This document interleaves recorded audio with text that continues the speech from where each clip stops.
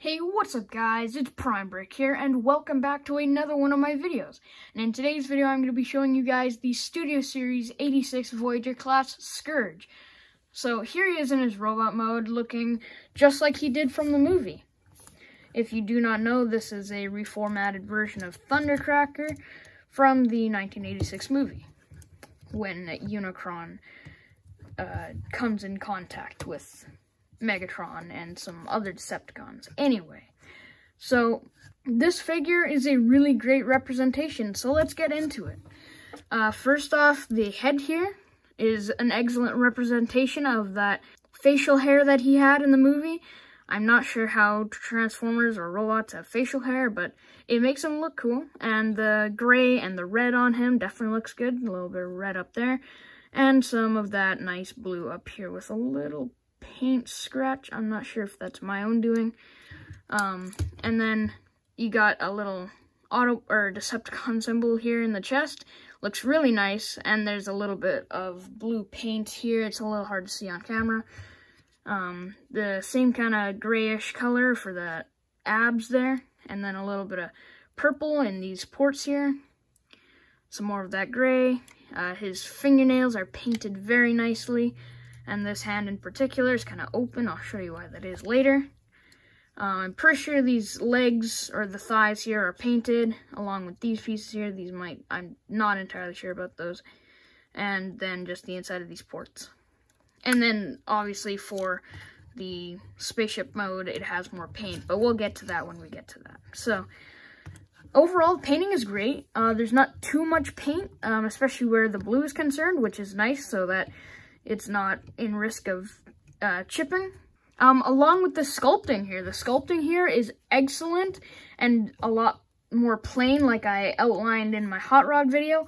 Also, I said that they were pretty much perfect with the movie, and I kind of rewatched the movie a little bit, and I noticed that the sculpting on that figure wasn't exactly to the movie, but it was a lot better than if the War for Cybertron line did it. The sculpting on this guy, even though it is completely plain and smooth, it might not be 100% accurate like I thought it was. But nonetheless, really great and very smooth surfaces. Now, getting on to the accessories, he just has two of them. He has his gun, which looks really great. Really nice molding there. No paint on it at all, but he can hold it in his hand. And his other accessory is this blast effect, which is just like the same rubber that they used with the Siege toy line, and it just plugs into the end of this. And I can assume that it's compatible with the other weapons from the Siege toy line, which is great. And he looks great using it too, although his elbow joint on this arm is very, very loose. It's fine for holding poses without the gun, but with the gun it's kind of loose. This arm is better. This arm is fine, but for some reason, this is a little tight. I might try to tighten that a little bit, but yeah, it looks great. And yeah, that's the only two accessories he has. But one more thing he's compatible with. I don't remember. I don't remember if this is an official feature, but I saw in some reviews.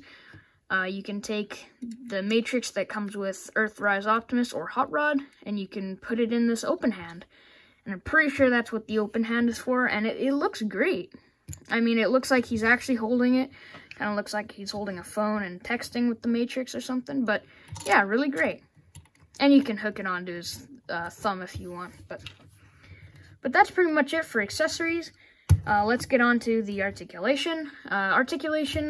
He has a ball joint at the head, which is great range of motion, except for looking down or looking up. He can't look up that much, but the arms have a rotation here and they can move up. He has a really nice elbow bend on one joint, just past 90 degrees, and a swivel at the wrist, which is way too tight. And a swivel at the bicep there, which is also great. He has a waist swivel, which is really nice and solid.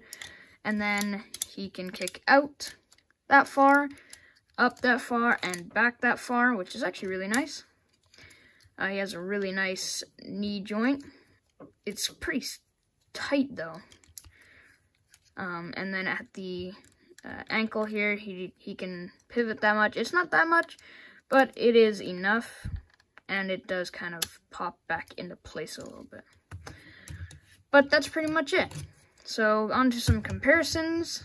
Here he is next to Hot Rod, which they look great next to each other. It's a little weird that they're both Voyager, and Scourge is pretty tall compared to him, and also a lot heftier, but they're both really, really great figures.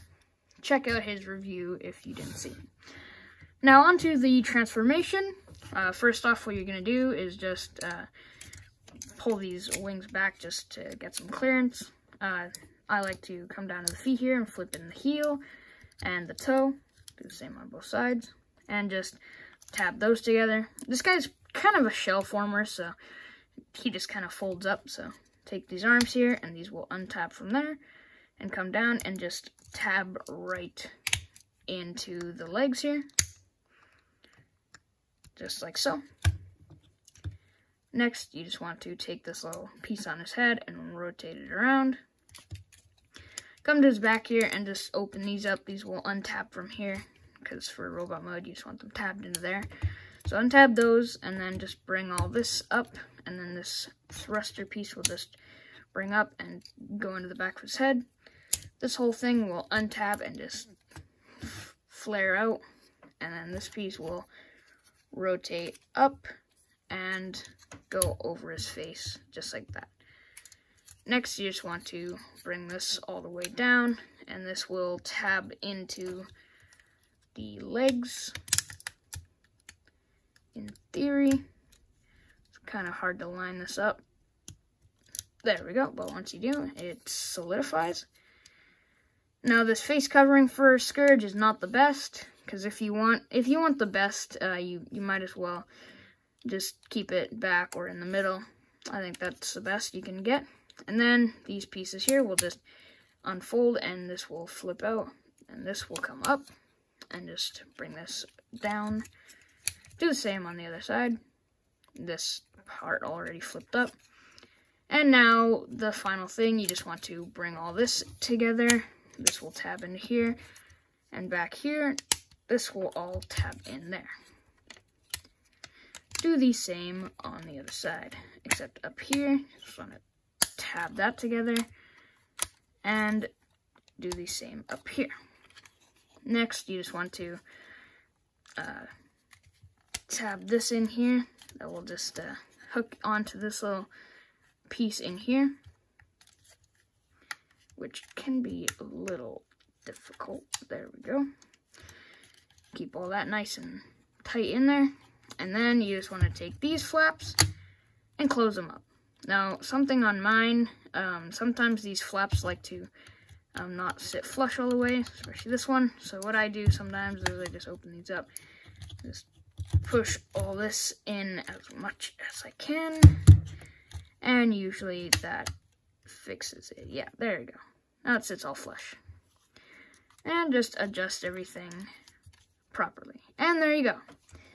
After the simple yet really satisfying transformation for Scourge, he's in his little ship mode, or it always kind of looked like a boat to me, but it looks really cool. Like, it looks very accurate, and yeah, he's pretty much a shell former. Not as bad as you might think, though. You can see pretty much his legs, his arms here, and the body up here if you did unfold these, but I really don't find it that bad. Looks great, so yeah.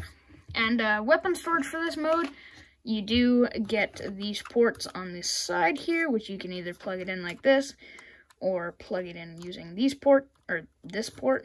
It does have a port on the other side, but there's no port on this side of the gun, so you'd have to flip the gun like this, which is kind of weird. There's nothing on the top. You can tab it back here, but that's for the blast effects, so there you go. So weapon storage is pretty good, and for the blast effect, of course, you can put it back here. If you do have two of them, you can put them back here. Also, there's this piece, but you can't actually get it in there as far as I can tell. So yeah, the painting on this does reveal some more paint apps, such as these front pieces here. This really nice, very cartoonish Decepticon symbol. There's a red dot here, and all these thruster bits here are painted. Now that's pretty much it for all the paint and the sculpting and whatever. So let's get on to some comparisons. Here is Scourge next to Hot Rod, which again, they're both Voyagers, and Scourge is not a lot bigger, but he's quite a bit bigger than Hot Rod, as you can see, much longer and a little bit wider. So, but these two look great together. I could imagine him chasing after this guy with him driving away. But yeah, I think they look great together. So that's pretty much it for Scourge. I'm really looking forward to the upcoming Transformers 7, and I really do hope that they make a Studio Series figure of this figure, or this character in that movie, because if you haven't been keeping up with the news, Scourge will be in that movie, and with all the designs of that section of the Transformers. I know it's the same continuity. I really wish they would just reboot it already, but with all those designs, I think that in that movie, Scourge will look very close to this design, just with the live-action element. So if they do make that design very G1 accurate with live-action in it, I really do hope they make a Studio Series figure of it. But until then, there's not much else to say about this figure, so I hope you guys enjoyed this review. If you did, please smash that subscribe button and the like button. Definitely comment down below and let me know what you think, and I hope to see you guys in the next review. See ya!